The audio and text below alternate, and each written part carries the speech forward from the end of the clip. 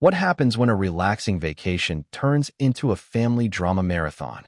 When unexpected guests crash your trip and boundaries are tested in ways you never imagined. Sometimes, standing your ground becomes the only way to survive. Here's my story of patience, frustration, and the unexpected lessons a holiday taught me about family, respect, and myself. So, my wife and I had been together for almost 5 years, married for 2. We weren't perfect, but we were functional. At least I thought so. We'd both been working like crazy for months, and when the idea of a vacation came up, I was honestly thrilled. You have to understand, I'm not one of those guys who hates his in-laws. I tolerated them. They tolerated me. We weren't close, but there was no open war either. I always assumed they thought I was too quiet and a bit boring for their taste, but whatever. My wife, on the other hand, is extremely close to her family. Like, daily group chats, calls to her mom for every tiny decision close. I've always kept my distance because, frankly, they're the kind of people who never met a boundary they didn't bulldoze. So when my wife suggested we finally take a big beach vacation together, just the two of us, I was completely on board. We picked a nice all-inclusive resort in another country. I put it on my card without a second thought, because that's usually how we split things. I cover the big stuff, she takes care of the smaller, everyday expenses. At that point, I had no clue I was basically about to become a walking ATM and unpaid babysitter for a week.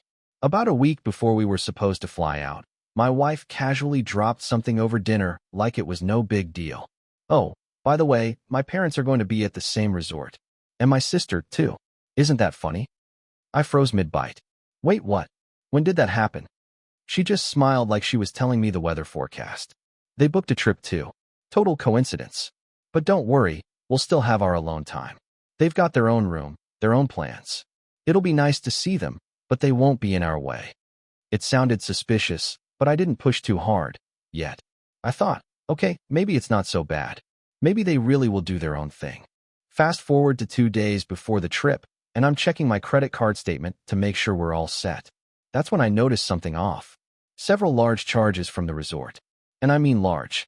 More than double what I expected for just our room. So I called the resort's booking desk, thinking there must be a mistake. No mistake. I had generously paid for 3 rooms. That's when it hit me. My wife had booked the entire vacation for her family, using my card, and hadn't told me.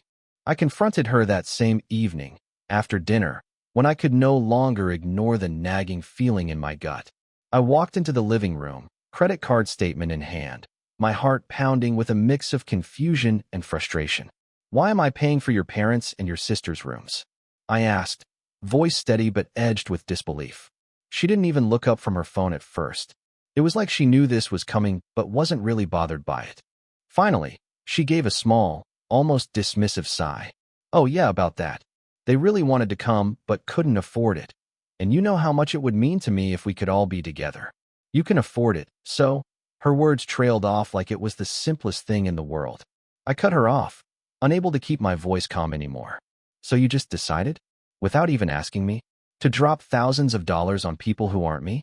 People I barely know and who don't even seem to like me? That's when she gave me the shrug. The infamous shrug I've come to associate with every bad argument we've ever had. The one that says, I don't care what you think, and I'm not going to explain myself. They're family, she said simply, eyes flicking back to her phone. And you're my husband. What's mine is yours. What's yours is mine, right? Let me be clear. My relationship with her family had never been openly hostile, but it was never warm either. They treated me like I was just the guy who married our daughter, a temporary guest who was expected to be useful, but not truly included. No gratitude, no genuine interest in who I am or what I do. And my wife? She treated them like they were flawless, like their behavior was above any criticism, and I was just supposed to go along with it. I told her I felt blindsided, disrespected, and frankly used. That the decision to pay for everyone without a word to me was a massive breach of trust. Her response? You're overreacting. You'll see, it'll be fine. We'll still get plenty of alone time. Spoiler alert, we did not. We landed after a long, tiring flight, finally ready to check into our resort and unwind. But honestly, I barely had time to set my suitcase down in the room before things started to unravel. I swear, within 5 minutes of us stepping through that door, there was a knock. Well, not really a knock. It was more like the door swinging wide open without any warning or invitation. Standing there were her parents, bright smiles plastered on their faces, sandals clicking loudly against the tile floor. Her mom immediately launched into a cheerful announcement. Totally casual, like this was the most normal thing in the world. "Oh, we couldn't get our safe to work, so we're putting our passports in your room safe." "No, hi, how was your flight?" "No, thanks for bringing us here." Just straight up walking in, dropping their bags, and taking over our space without a shred of hesitation or manners. I glanced over at my wife, hoping she'd give me some reassurance or at least an apologetic look, but no, she just laughed lightly and said, "It's fine, honey. Don't worry about it." That moment set the tone for the entire first day. At breakfast, her parents plopped down at our table uninvited, acting like this was one big family reunion, and we were all best buds. At the pool, they strategically grabbed the chairs right next to us, no subtlety at all. And come dinner time, they were waving us over to their table as if we'd been planning this group vacation for years. By the time we finally got back to our room that night, I felt completely drained, like I'd spent the last 12 hours babysitting, entertaining, and playing the role of the perfect in-law instead of relaxing with my wife. Meanwhile, she seemed completely unbothered, actually pleased, even, with how cozy and connected everything felt. But deep down, in my gut, I knew this wasn't just a minor inconvenience. This was the start of something much bigger, and it was only going to get worse before it got better. On the morning of day 2, just as I was starting to think maybe I could catch a break, my wife's sister came knocking at our door. Well, I say knocking, but honestly, it was more like a polite rap. At least she bothered with that this time. She popped her head in with a smile and asked if we could watch the baby for just 20 minutes, while she ran off to check out some shops nearby. I thought, okay, 20 minutes isn't a big deal. I can handle a bit of baby time. After all, playing peekaboo or making silly faces isn't exactly exhausting.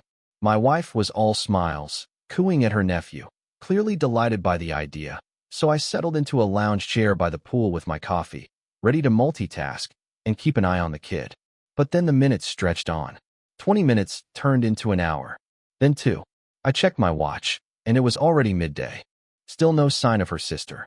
The little kid was happy enough, crawling around and babbling, but I was getting restless and more than a little irritated. 2 hours turned into 4 hours. By the time she finally waltzed back into the room, she was carrying 2 large shopping bags stuffed with souvenirs and goodies, plus a smoothie in one hand, looking completely relaxed, like she hadn't just dumped her child on us without a single warning or explanation. I kept my voice calm but firm. "Hey, what happened to 20 minutes?" She rolled her eyes, like I was being unreasonable. "You look fine. He loves you. I just needed some me time." My wife. She actually laughed. Not a nervous laugh, but a full-on chuckle. "Don't be so grumpy, honey. You're really good with kids." I was absolutely fuming. Not just because my entire morning was effectively stolen, but because it was expected of me, as if I'd just automatically be okay with this.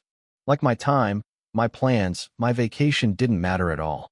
And honestly, that little incident, it was just the appetizer for the main course of drama that was about to unfold. That evening, after the exhausting day of nonstop interruptions and unasked for favors, I finally reached my breaking point. We bumped into her sister at dinner. She was sitting with the rest of the family, chatting and laughing like everything was fine, and I decided I needed to address what happened with the baby. I approached her calmly, but with a firm tone, trying to keep my composure. "Hey, what you did earlier, it wasn't okay. If you need a babysitter, just ask and be honest about the time. Don't say 20 minutes and disappear for half the day." For a moment, her smile stayed in place, but then it froze. Her eyes narrowed slightly, and she muttered with a sneer, "Wow, you really can't handle kids, can you?" Before I could respond, she turned sharply and stalked off, clearly offended, and went straight to report me to her parents. Within 20 minutes, the full in-law cavalry showed up at our door, marching in as if they owned the place, and I was the intruder. Her mom took the lead, voice dripping with condescension. "You embarrassed your sister-in-law in front of everyone. She's on vacation too, you know? Couldn't you just help out and not make a scene?" Her dad jumped in, wagging a finger. "Family helps family." You shouldn't be keeping score or making everything so complicated. Meanwhile, my wife sat quietly on the bed, scrolling through her phone, occasionally glancing up, but never once saying a word to defend me or soften the situation. It was in that moment, with all eyes on me and my wife silently allowing it, that something clicked. I realized she wasn't going to stop them. Not now, not ever. She wasn't even going to try. To her, their behavior was normal. The problem, apparently, was me for daring to resist. That's when a little seed of an idea started to take root in my mind. Not just to push back, but to teach them all a lesson they wouldn't forget. I didn't want to escalate into a full-blown war, but I was done being the family punching bag. It was time to flip the script and reclaim my vacation and my respect. That night, lying in bed staring at the ceiling while my wife snored beside me, I hit my breaking point. I'd spent the first 2 days of my vacation babysitting, fielding unannounced drop-ins, and being told I was too uptight for daring to have boundaries. And the worst part? My wife had made it crystal clear she wasn't on my side. So I decided right then, fine. If I was going to be treated like an ATM, a babysitter, and an errand boy, then I'd stop playing their game entirely. I'd make my own rules for the rest of this trip. The plan started forming in pieces. Distance myself completely, physically, emotionally, and geographically from them for the remainder of the vacation. Stop paying for anything extra. If they wanted drinks, excursions, or little emergency purchases, they were on their own. Flip the script. Turn every request into a polite but firm no, with a smile that made it clear I wasn't budging.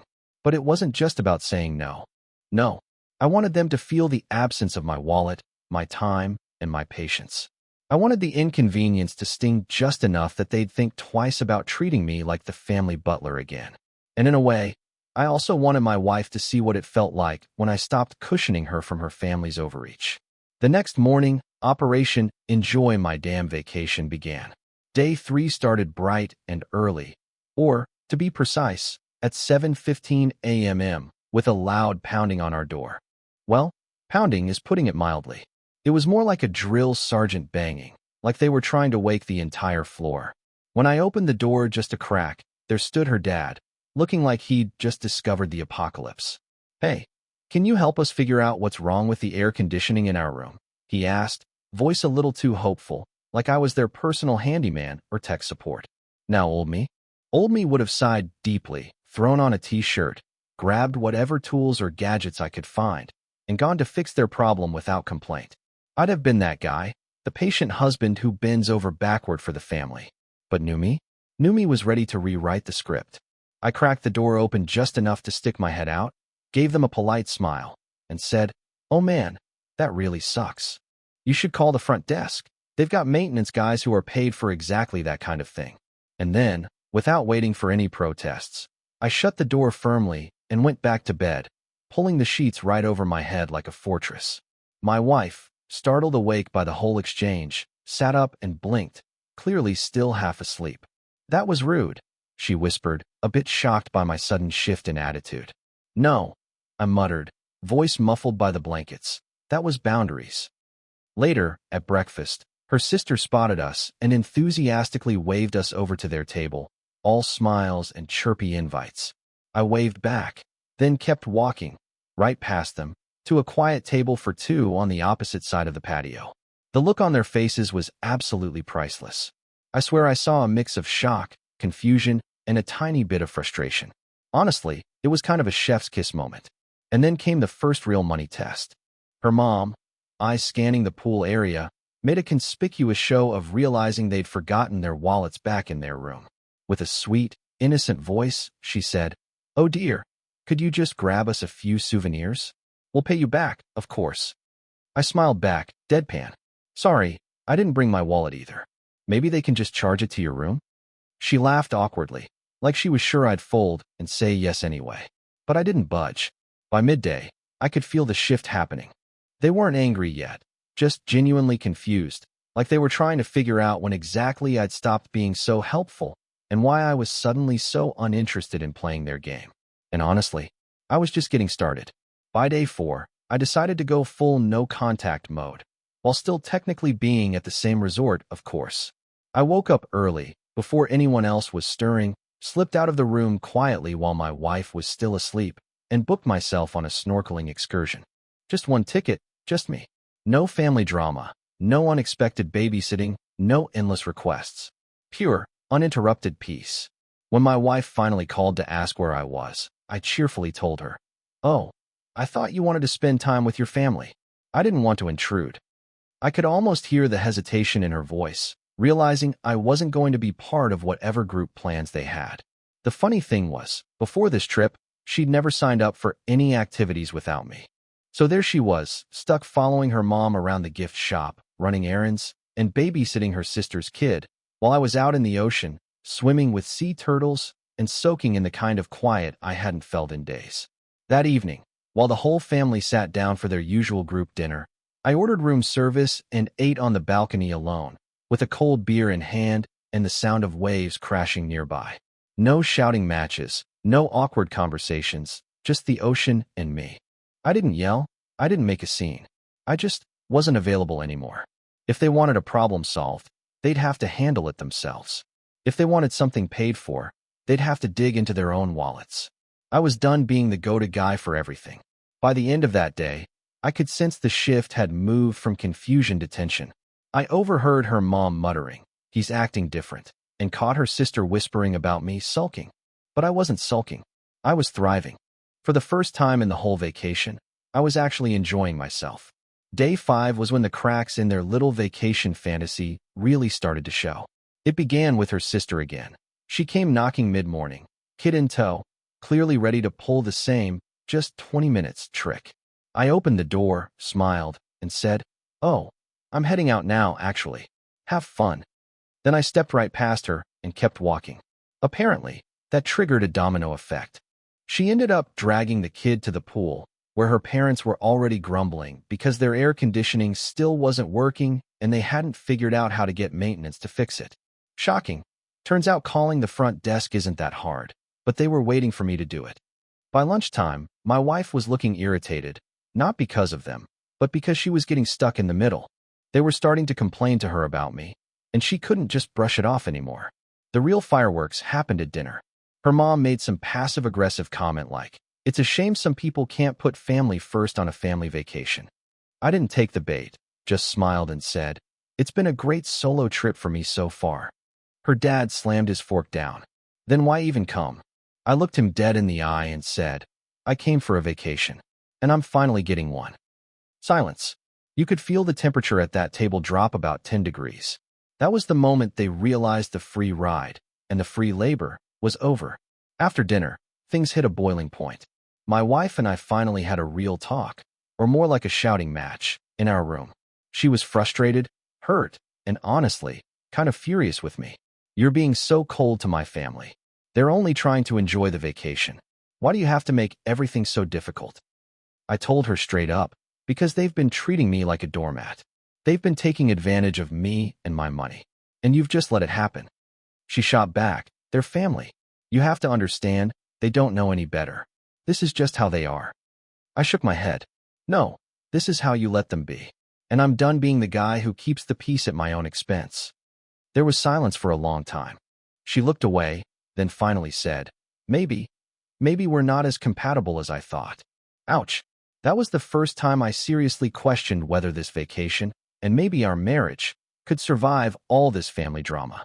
The last 2 days of the trip were icy, to put it mildly. My wife spent most of her time with her family, and I kept to myself.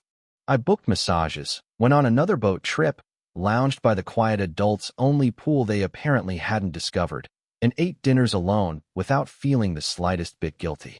Her family stopped trying to rope me into anything, partly because they were annoyed, partly because they finally realized I wasn't budging. I could see the irritation in their faces every time I walked past them smiling with a cocktail in hand. On the flight home, my wife barely spoke to me. When we got back, the silence continued for days. Then came the inevitable. "We need to talk." She told me her family felt hurt and disrespected by how I acted. I told her I felt used and disrespected by the way the whole vacation had been hijacked, and that the charges on my card without asking me were a massive breach of trust. For the first time, she didn't have a quick defense. She just sat there. I think she realized that deep down, She had thrown me under the bus to keep her family happy. That conversation planted a seed neither of us could ignore. After that trip, things between us changed, not overnight, but gradually. We started setting clearer boundaries with her family. I stopped being the default wallet and babysitter, and my wife started standing up for me more. It wasn't perfect, and there were plenty of bumps, but at least the wild family takeover vacations were over. Her family, on their end, definitely didn't forget the trip. The silence and the cold shoulder from me left a mark. They realized that treating me like a free service wasn't going to fly anymore. Whether they respected me or not, they knew I wasn't going to put up with it again. Most importantly, my wife and I had to confront some hard truths about communication and respect, both with each other and with her family. It forced us to be brutally honest about what we each needed and expected from marriage and family. Would I have done the vacation differently if I could rewind? Absolutely. But I also learned a lot about standing up for myself and how important that is, even when it's uncomfortable. Looking back, this vacation was a crash course in boundaries, communication, and self-respect. Here's what I learned. Money talks, but respect walks. Just because you can pay for something doesn't mean you should be expected to, especially without a conversation first. Transparency is key. Set boundaries early and stick to them. If you don't say no, people will keep pushing. And family isn't an excuse to bulldoze over your needs. Your partner's loyalty matters. It was painful seeing my wife side with her family over me, but it also showed me how important it is to be on the same team. Revenge isn't always about anger. Sometimes it's about reclaiming your peace. My lesson was less about punishing them and more about taking my power back. Vacations should recharge you, not drain you. If your trip feels like a second job, it's time to rethink who's invited, literally and figuratively. If anyone out there is dealing with similar family dynamics, don't let anyone make you feel guilty for putting yourself first. You're allowed to enjoy your vacation and protect your time and energy. So where are we now?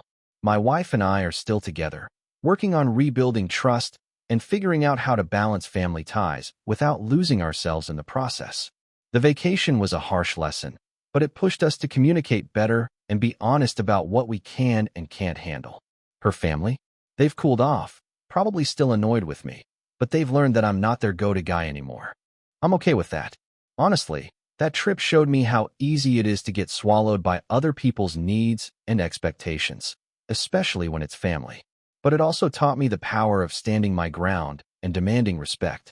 If you're reading this and feeling stuck in a similar situation, remember, you're not responsible for everyone else's happiness.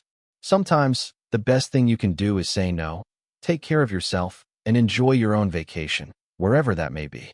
Thanks for listening to my rant. I hope it helps someone out there.